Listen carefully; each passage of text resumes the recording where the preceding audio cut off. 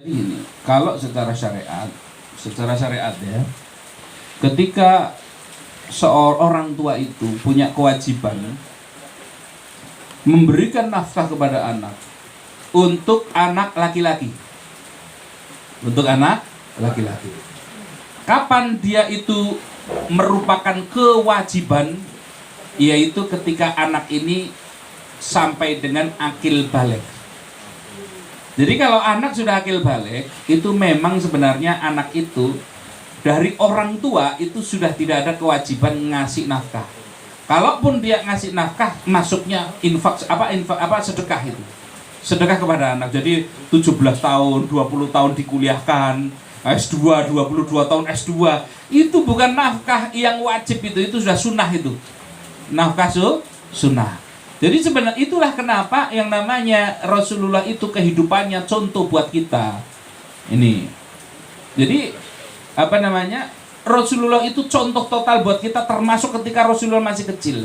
8 tahun sudah mulai belajar mandiri, 12 tahun, 13 tahun sudah mulai berdagang, sudah mulai dia sudah mandiri, sudah 8 tahun masih belajar mandiri, 13 tahun sudah mandiri. 13 tahun ke sini sudah mulai berdagang dan lain sebagainya. Maka ketika dia akil balik, anggaplah laki-laki itu akil balik itu 14 tahun atau 15 tahun. Maka ketika dia dipersiapkan dari umur 8 tahun, maka di angka 12 tahun atau 13 tahun dia sudah siap mandiri itu. Maka sebenarnya ketika dia umur 14 tahun sudah siap itu. Itu kenapa di dalam Islam itu ya sudah, kalau memang 16 tahun 17 tahun siap nikah, ya sudah nikah. Karena memang anak-anak dulu itu seperti itu. Dia itu sudah tangguh itu. Jadi dia itu sudah mampu untuk mandiri. Nah, kalau anak sekarang kan beda itu pendidikannya itu. 22 tahun aja masih bingung mau kemana itu kan. Itu. Nah, itu satu sebenarnya secara syariat seperti itu.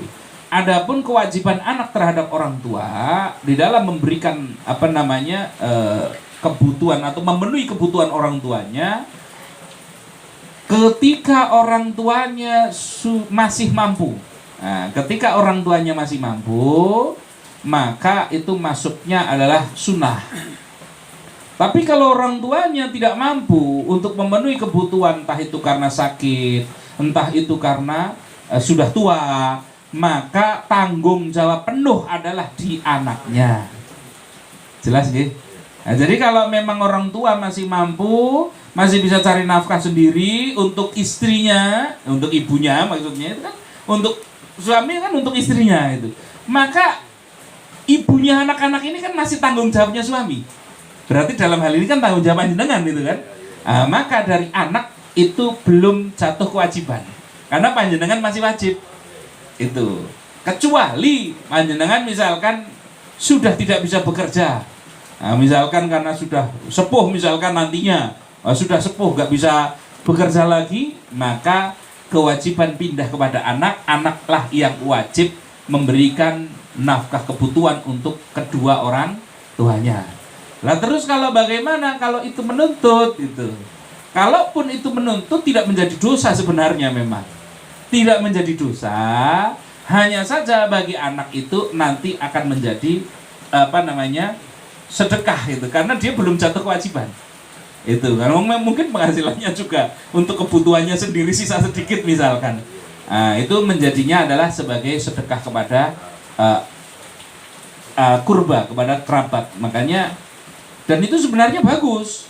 Wa atidal kurba haqqahu wal miskina wabna sabili wala tubadir tabdil. Wa atidal kurba haqqahu, tunaikan hak kerabatmu, keluargamu.